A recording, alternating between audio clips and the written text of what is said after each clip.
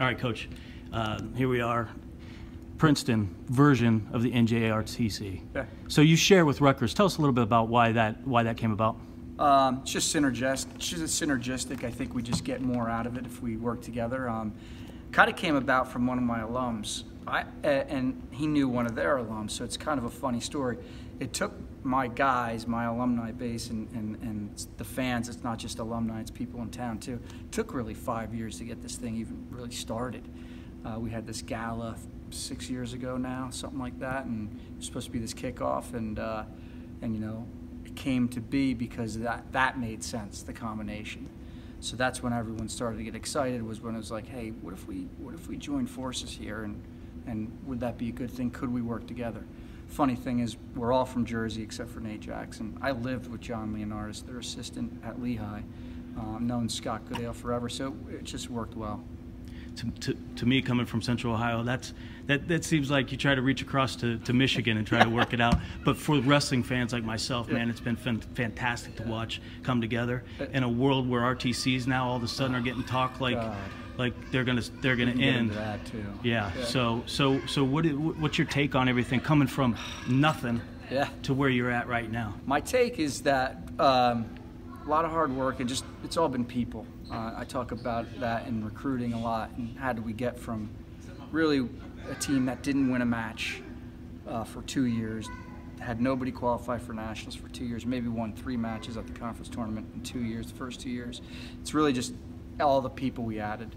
You know, Sean Gray as an assistant, then we had Joe Dubuque, and that was a new position, and then we get the volunteer position, and you know, all the people that have helped out really is what's been the difference. And people think what's the one thing? There's not really one thing. It's a hard haul when you're rebuilding a program. There's a lot of wins along the way, and most of those wins involve people, and we've just been fortunate to have the right people with our program. Well, so now Princeton wrestling isn't a secret anymore. What are you going to do now? Yeah, we're going to keep going. So the conversation with recruits and really our fan base, we had been talking since I got here about placing in the top 10. That kind of had been the goal that we had set, and we wanted to do that, and having All-Americans and national champs every year.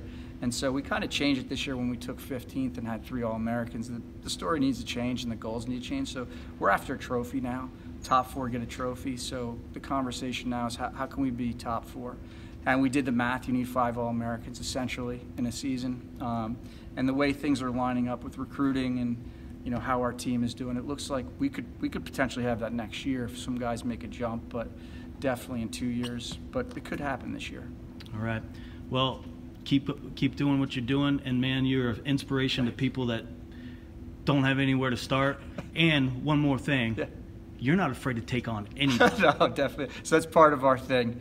That was part of my thing. I didn't place in states, so my personal story is I guess an interesting one. I didn't place in states, but I said I was going to go D1 at one of the best schools, and I was a walk-on at Lehigh and did some good things there.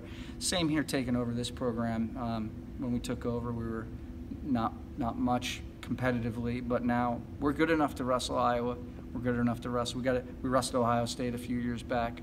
We'd love to wrestle. I mean, I talked to Tom about coming out. I tried to be the first match in the new facility, and he was cool too. He was trying to work it. We have a good relationship, and I wanted to be the first. I want to check it out because we need a new facility too. So might as well see what the best one looks like.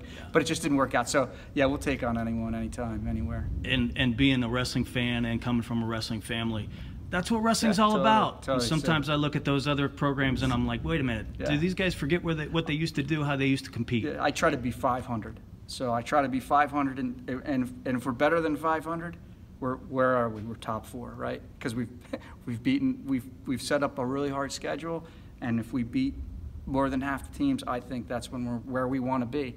So it's not, for me, it's not about having a winning record or anything like that. It's about getting that great competition. I mean, Iowa here, us at Iowa, like I said, Ohio State, Oklahoma State. I mean, those are the teams we want to wrestle with. Awesome. Thanks, Coach. I appreciate the time. Thanks for having me. Thank you.